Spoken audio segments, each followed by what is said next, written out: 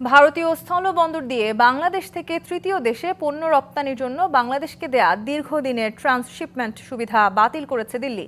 দেশটির কেন্দ্রীয় সরকার এক বিজ্ঞপ্তিতে কথা জানিয়েছে। দিল্লির এই সিদ্ধান্তে ভুটান, নেপাল ও মিয়ানমারের সাথে বাংলাদেশের বাণিজ্যে বিঘ্ন ঘটতে পারে বলে আশঙ্কা করা হচ্ছে।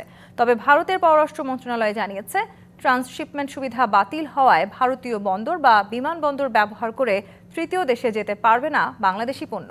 তবে দেশটির ভূখণ্ড ব্যবহার করে নেপাল ও ভুটানে বাংলাদেশি পণ্য রপ্তানি বাধাগ্রস্ত হবে না। এ বিষয়ে কথা বলতে আমাদের সাথে অনলাইনে যুক্ত হয়েছেন ঢাকা বিশ্ববিদ্যালয়ের আন্তর্জাতিক সম্পর্ক বিভাগের অধ্যাপক ডক্টর আমেনা মোহসেন।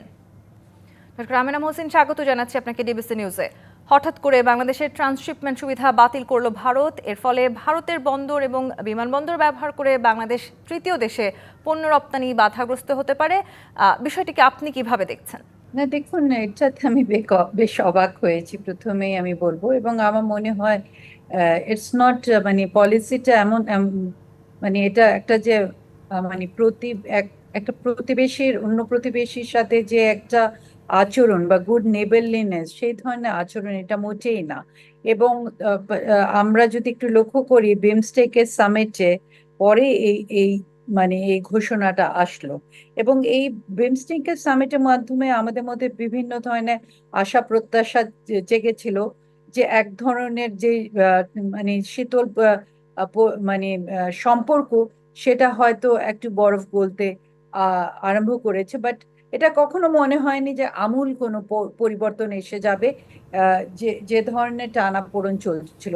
তো এর মাধ্যমে আমার মনে হয় যে ভারত যে এই সিদ্ধান্তটা নিল, হ্যাঁ, মানে আমি এটার সাথে সহমত যে হয়তো তাদের যারা ব্যবসায়ী আছে বা রপ্তানিকারক, তাদের স্বল্প মেয়াদি কিছু লাভ হবে। কিন্তু আমরা যদি ফরেন পলিসির দিক থেকে তাকাই এবং দু দেশের সম্পর্কের দিকে তাকাই, তাহলে এটা কিন্তু ভারতের জন্য একটা দীর্ঘমেয়াদী, যদি আমরা দেখি লং টার্ম পার্সপেক্টিভ, সেটা কিন্তু ভালো না।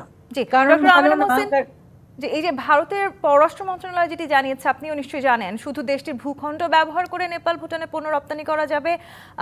সেটি আসলে আমাদের জন্য কতখানি ভালো বা খারাপ হতে যাচ্ছে, এই বিষয়ে আপনার মন্তব্য কি?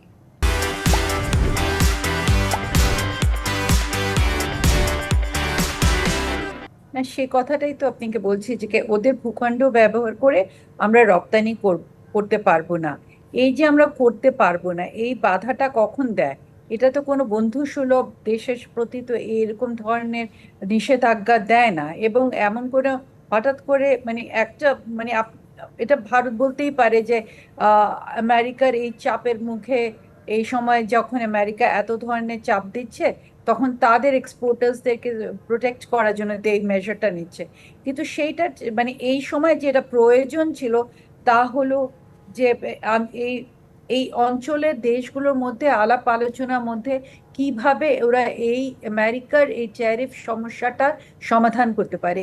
এর বদলে যেটা ভারত করেছে, এই সমস্যাটা আরো বাড়িয়ে দিয়েছে।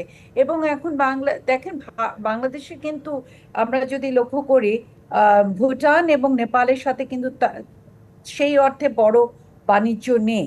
এখানে নেপাল, ভুটানই বেশি ক্ষতিগ্রস্ত হবে।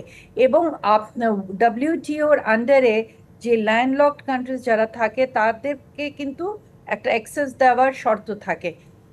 তারা কিন্তু এটা ডব্লিউটিওতে নিতেই পারে, ভুটান আর নেপাল যদি ইচ্ছা করে। সেই জায়গাটা আমি বাদ দিলাম। কিন্তু আপনার যে প্রশ্নটা, যে এটা এটা কিন্তু মানে আমাদের, ধরেন বাংলাদেশে এমনি এক ধরনের একটা পারসেপশন কাজ করছে প্রচন্ড ভাবে, যে ভারত মানে বাংলাদেশের পরিবর্তিত পরিস্থিতিতে কিংবা ভারত মানে সেটা মেনে নিতে পারছে না। জি এবং এরকম ধরনের একটা পদক্ষেপ তো আরো নেতিবাচক একটা পারসেপশন তৈরি করে দেবে। জি, এবং ধন্যবাদ এটা ডক্টর আমেনা মোহসেন ডিবিসিকে সময় দেওয়ার জন্য। দর্শক, বাংলাদেশের ট্রান্সশিপমেন্ট সুবিধা বাতিলের বিষয়ে বিস্তারিত জানাচ্ছিলেন আমাদের সহকর্মীদেরকে এবং আমাদের সবাইকে জানাচ্ছিলেন আমাদের অতিথি, আন্তর্জাতিক সম্পর্ক বিভাগের ঢাকা বিশ্ববিদ্যালয়ের অধ্যাপক ডক্টর আমেনা মোহসেন।